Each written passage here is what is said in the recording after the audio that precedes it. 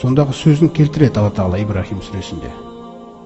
وَلَمَّا قُضِيَ الْأَمْرُ وَقَالَ الشَّيْطَانُ لَمَّا قُضِيَ الْأَمْرُ Сот аяқталған күні, тозақтықтар тозаққа түскен күні шайтан сөйлейді дейді.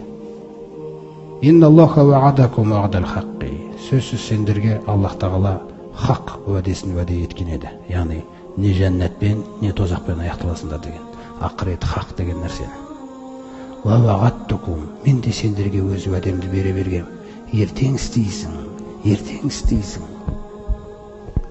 فَأَخْلَفْتُكُمْ Сөйтіп мен уәдемнен тая салдым дейді. Өйткені бұл менің қасиетім дейді. Сосын وَمَا كَانَ لِيَ عَلَيْكُمْ مِنْ سُلْطَانٍ Сондай-ақ менің сендердің үстілеріңнен ешқандай ықпал жасайтын күшім жоқ еді дейді. Мәжбүрлеп істететін. Қараңыздар. Ешқандай сұлтандығым жоқ еді. إِلَّا أَنْ دَعَوْتُكُمْ Бірақ мен сендерге шақыратымын. Анғара деп. فَاسْتَجَبْتُمْ لِي Сендер өздерің жауап бере саласыңдар дейді бірден маған. Сондықтан анық болып тұр ғой дейді бәрі. فَلَا تَلُومُونِي Сендер мені не үшін сөкпекшісіңдер? Мені сөкпеңдер.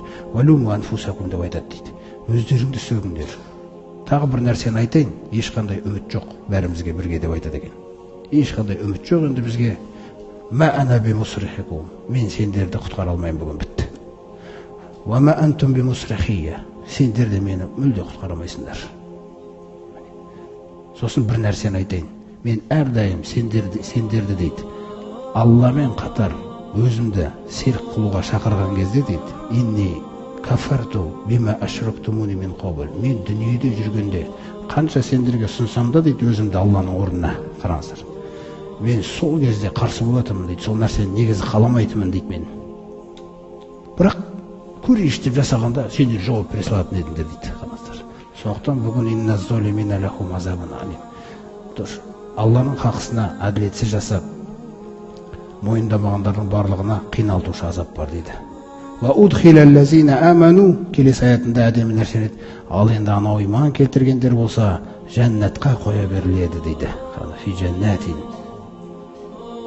мәңгі ва тахиятухум фиха салам.